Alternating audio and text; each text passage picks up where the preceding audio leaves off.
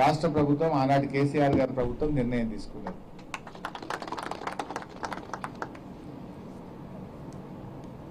ఈ నర్మెటలో 65 ఎకరాల్లో 300 కోట్ల రూపాయలతోని 13 ఏప్రిల్ 2022 నాడు ఆనాటి వ్యవసాయ శాఖ మంత్రి నిరంజన్ రెడ్డి గారి చేతుల మీదుగా ఈ పామాయిల్ ఫ్యాక్టరీకి శంకుస్థాపన చేసుకున్నాం.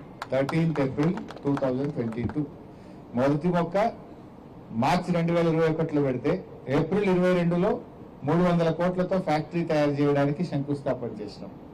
అంటే ఎంత ప్రణాళికబద్ధంగా పనిచేసినామో ఆలోచించండి. మొదటి మొక్క ఖాతాకు రావాలంటే 3 ఏళ్ళకి వస్తుంది. 3 ఏళ్ళు అంటే మరి ఏడాది అయిపోయింది. ఫ్యాక్టరీ కొబ్బరికాయ కొడితే ఖాతాకు వచ్చే వరకు ఫ్యాక్టరీ తయారు ఉండాలని 2022లో 300 కోట్లతోని ఫ్యాక్టరీని ఆ రోజు శంకుస్థాపన చేసుకున్నాం. ఇప్పటి వరకు ఈ ఫ్యాక్టరీ ప్రారంభమై 3500 టన్నుల గెలలను 3500 టన్నుల గెలలను క్రషింగ్ చేయడం జరిగింది. దాదాపు 600 మెట్రిక్ టన్నుల క్రూడ్ పామాయిల్ ఉత్పత్తి అయింది. 120 మెట్రిక్ టన్నుల కెర్నల్ ఆయిల్ 120 మెట్రిక్ టన్నుల కెర్నల్ ఆయిల్ కూడా ఉత్పత్తి అయింది. ఇప్పటి వరకు 910 మంది సిద్దిపేట జిల్లా రైతులు, అంతేకాకుండా ఇటు జనగామ, కామారెడ్డి, నిర్మల్, కరీంనగర్ తదితర జిల్లాల నుంచి కూడా పెద్ద ఎత్తున నూనె పెద్ద ఎత్తున మరి ఇక్కడికి తీసుకురావడం జరిగింది.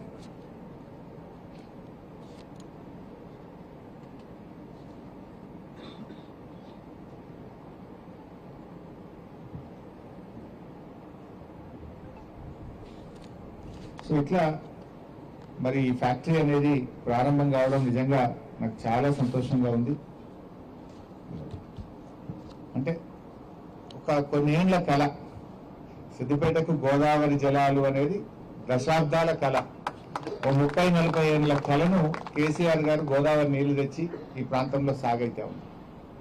నేను గతంలో 2016-17లో మొదటి నుంచి 2004 నుంచి ఈ ప్రజల దయతో కేసీఆర్ దయతో ఎమ్మెల్యే ఉన్నా.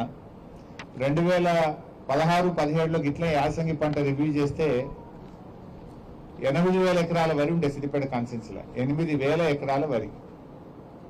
ఈ రోజు సిద్దిపేట కాన్స్టిట్యున్సీలో యాసంగి పంట 80,000 ఎకరాల వరి ఉన్నది. 8,000 ఎకరాలు ఎక్కడ, 80,000 ఎకరాలు ఎక్కడ?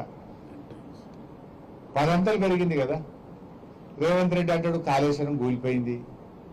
అది నోరా మోరే నాకు అర్థం. మరి 80,000 ఎట్లా పడుతుంది మన సిద్దిపేటలో?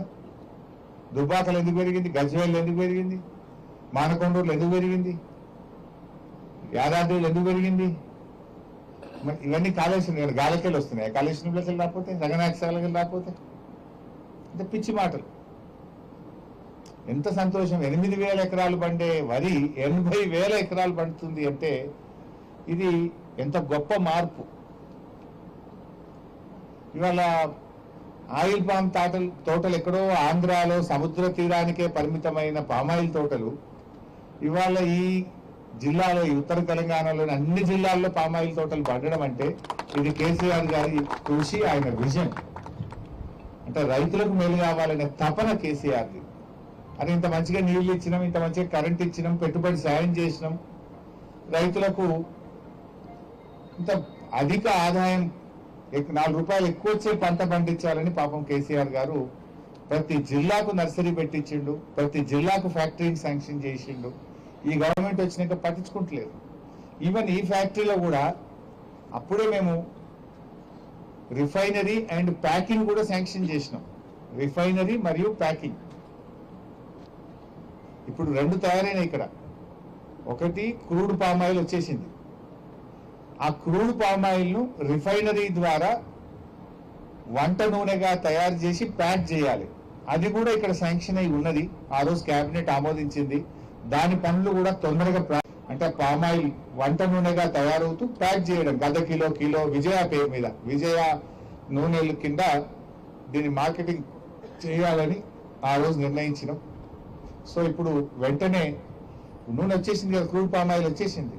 వెంటనే రిఫైనరీ పెట్టి ప్యాకింగ్ యూనిట్ పెట్టి ఆ పనులు కూడా ప్రారంభించాలని కూడా నేను మంత్రి తుమ్మల నాగేశ్వరరావు గారిని ఈ సందర్భంగా కోరుతా ఉన్నా. ఎందుకంటే శాంక్షన్ ఉంది, కొత్తదేం లేదు ఇలా.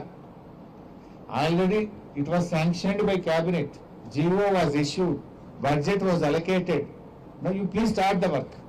సరే నిన్నటి దాకా నేను కూడా ఎందుకు అడగలేదంటే నూనె అయితే వస్తే కదా మంచి నూనె తయారయ్యేది. ఇప్పుడు వచ్చేసింది 600 మెట్రిక్ టన్నుల క్రూడ్ పామ్ ఆయిల్ వచ్చేసింది. ఇప్పుడు మంచి నూనెగా తయారు చేయద్దని ఒట్టిగా బయటకు పంపే బదులు రైతులకు మేలవుతుంది. ఇందులో వచ్చే ప్రతి రూపాయి కూడా రైతులకే. ఇది ఆయిల్ ఫెడ్ కార్పొరేషన్ అనేది రైతుల సభ్యులుగా రైతుల సంఘం. ఇది దీంట్లో ₹1 ఎక్కువ మిగిలితే ఆ రూపాయి రైతుకే పోతుంది. అందువల్ల మంచి నూనె తయారు చేసి ప్యాక్ చేసి మార్కెటింగ్ చేస్తే ఇంకా ₹10 పెరిగి ఇప్పుడు టన్నుకు 19,500 20,000 వస్తుంది.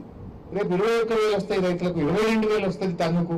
మా రైతుకు ఇంకో 1,000-2,000 ఎక్కువ వస్తే మాకే సంతోషం కదా. అందుకే దాన్ని వెంటనే స్టార్ట్ చేయాలని చెప్పి కూడా మేము ఈ సందర్భంగా ప్రభుత్వాన్ని డిమాండ్ చేస్తా ఉన్నాం. ఇకపోతే ఇందాక ఒక పాయింట్ మిస్ అయిన రైతులకు రుణమాఫీ కూడా మోసం చేసిండు. దేవుని మీద ఒట్టు పెట్టి మా మెదక్ ఏడుపాయలు అమ్మవారి మీద ఒట్టు పెట్టిండు. ఇడిపోతే యాదాద్రి లక్ష్మీనరసింహస్వామి మీద ఒట్టు పెట్టిండు. చర్చి మీద మెదక్ చర్చి మీద ఒట్టు పెట్టిండు. భద్రాద్రి రాముల వారి మీద ఒట్టు పెట్టి సగం మంది కూడా రుణమాఫీ చేయలేయాల. నేను అనుకుంటున్నా ఇక వస్తాడేమో నంగనూరుకు మొత్తం రుణమాఫీ కాని రైతులందరూ పట్టుకొచ్చి అడిగిద్దాం అనుకుంటున్నా. ఒక సిద్దిపేట కాన్స్టిట్యున్సీలో 22,000 మందికి రుణమాఫీ కాలేదు. 22,000 మందికి రుణమాఫీ కాలేదు. రేవంత్ రెడ్డికి వచ్చు కదా బాగుండు, ఆ రుణమాఫీ కాని వాళ్ళని 22,000 మందిని పట్టుకుని ఇంటికి వచ్చి అడుగుదాం అనుకుంటున్నది. అయిపోయినట్టు కదా, దేవుడి మీద ఒట్టు పెట్టింది కదా. మరి యాదాద్రి దేవుడి మీద ఒట్టు పెట్టిన బిడ్డ, మరి ఒక్క మా కాన్స్టిట్యున్సీని 22,000 మందికి రుణమాఫీ కాలేదని మొత్తం 22,000 మందిని ఇంటికి పట్టుకొని వద్దాం అనుకుంటున్నారు. ప్లే కార్డు పట్టుకొని 22,000 మందిని పట్టుకొస్తే అప్పుడు ఏం చెప్తారో చెప్పాలి కదా. చెప్పినాకనే పండుతాం, ఇక పొడిచేది లేదు. ఇక ఇచ్చినవా ఇవ్వలేదా ఎప్పుడుతో చెప్పాలి. ఇక మరి చేసినా అని చెప్తున్నావు కదా. ఇక ఎంతమంది పోలీసులను తెచ్చుకుంటాడో, ఎంతమందిని పట్టుకొని వస్తాడో, గాలి మోటార్లు వస్తాడో, ఎట్లస్తాడో రానిగా చూస్తాం. 22,000 మంది మా నియోజకవర్గంలో రుణమాఫీ కానీ రైతులందరినీ పట్టుకొస్తాం. అందరికీ ఏదో మాట బరాబర్ చెప్పినాకనే ఇక్కడికి వెళ్ళిపోవాలి. అంతే కదా. నా అర్థంగా ఉండే ఫ్యాక్టరీ ఆగింది. ఇప్పుడు ఇది అలవాటు 3 నెలలు ఏదో ఇబ్బంది. ఇప్పుడు అవి జేబులో కత్తెర పెట్టుకొని తిరుగుతుడు. ఏడా ఇంత బ్రిడ్జ్ కనబడగానే కత్తిరించుడు, ఏడా కేసీఆర్ రోడ్ వేయగానే దాన్ని కత్తిరించుడు, ఏమన్నా దవాఖాన మనం కట్టిందంటే దాన్ని కత్తిరించుడు, ఇది మనం కట్టిందంటే దీనికి కత్తిరిస్తుంది కొత్తడికి రిబ్బన్ కత్తెర జేబులో పెట్టుకొని తిరుగుతుడు. ఆయన కట్టింది లేవన్నా అనేది ఉన్నదా ఇలా ఒకటి రిబ్బన్ జేబులో పట్టుకొని తిరుగుడు తప్ప ఏమైనా ఉన్నదే. ఆయన వచ్చిన ఇడేం ఆగేది లేదు, రాకుండా ఆగేది లేదు, నడుతూనే ఉండేది. కొత్తగా నడిచేది ఏముంది, ఆపేది ఏముంది, అది ఇచ్చేది ఏమున్నది. ఏంటంటే మనకేనా ఉన్నాయి, అప్పుడే ఉన్నది మనకేనా అన్నట్టు. రుణమాఫీ కూడా చేయలే ఈరోజు. సరే, ఇంకొక వేరే విషయం, దీనికి సంబంధం లేని ఇంకొక విషయం కూడా మాట్లాడాలనుకుంటున్నా.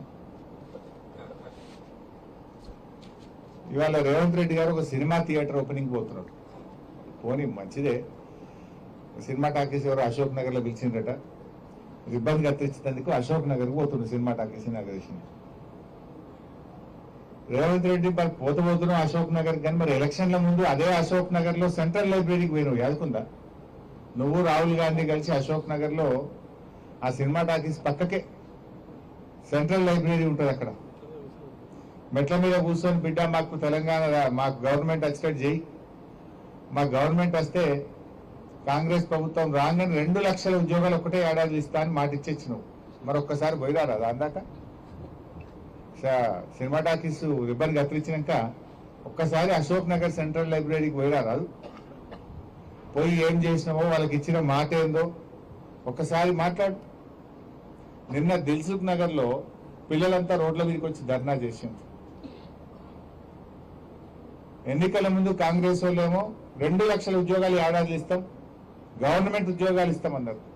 నిన్న అసెంబ్లీలో మంత్రి శ్రీధర్ బాబు గారు చెప్తున్నారు, గవర్నమెంట్ ఉద్యోగాలు ఆడుంటాయి బై, ప్రైవేట్లో నౌకరు చేసుకోపోయి అందరి గవర్నమెంట్ ఉద్యోగాలు ఇచ్చి సాధ్యమవుతుందా? ఇది కాదు అని చేతులు ఎత్తేసాడు. బట్టి విక్రమార్క గారేమో జాబ్ క్యాలెండర్ అని చెప్పి జాబ్ క్యాలెండర్ పెట్టి జాబ్లెస్ క్యాలెండర్ చేసేసిండు దాన్ని. మరి ఇప్పుడు ఇక అశోక్ నగర్ కు రేవంత్ రెడ్డి గారు సినిమా టాకీస్ ఇనాగ్రేషన్ పోతే వేల మంది పోలీసు వాళ్ళు పెట్టిరట. ఏదైనా సందులకెళ్ళి పొలాలు వస్తారేమో అడుగుతారేమో అని వేల మంది పోలీసు వాళ్ళని పెట్టుకొని సినిమా టాకీస్ ఇనాగ్రేషన్ పోతుండేనా. ఇప్పుడు నిన్న మొన్న దిల్సుఖ్ నగర్ లో పిల్లలు పాపం ఏమైనాయి మా 2 లక్షల ఉద్యోగాలు, ఏమైంది మా జాబ్ క్యాలెండర్ అని అడిగితే వాళ్ళ ఈపులన్నీ వాయగొట్టారు, బూతులు తిట్టింది పోలీస్ అధికారులు. మనం చూసినాం సోషల్ మీడియాలో ఆ నిరుద్యోగ పిల్లల్ని నోటితో ఉచ్చరించలేని భాషలో బూతులు తిట్టుకుంటూ ఈపులన్నీ పగలగొట్టిండ్రు, రక్తాన్ని చిందించే విధంగా కొట్టిండ్రు పిల్లల్ని. ఇప్పుడేమో ఈయన అశోక్ నగర్ పోయి సినిమా టాకీస్ ఇనాగ్రేషన్ చేస్తారట.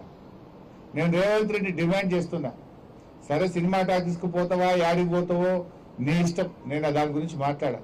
కానీ అదే అశోక్ నగర్ లో నువ్వు ఇనాగ్రేట్ చేసే సినిమా థియేటర్ పక్కనే అశోక్ నగర్ సెంట్రల్ లైబ్రరీ ఉంది. అక్కడికి వెళ్ళి పిల్లలకు ఆనాడు నువ్వు ఏం మాట ఇచ్చినవో, ఎన్ని ఉద్యోగాలు ఇచ్చినవో దాని సంగతి చెప్పు. దాకా పోయి అశోక్ నగర్ సెంట్రల్ లైబ్రరీ దాకా పోయి నీ జాబ్ క్యాలెండర్ సంగతి ఏందో, నీ నిరుద్యోగ భృతి ఏందో, ఆడపిల్లల స్కూటీలు ఏందో, నీ 2 లక్షల ఉద్యోగాల కథ ఏందో చెప్పు. అక్కడ మాట్లాడాలని చెప్పి నేను ఈరోజు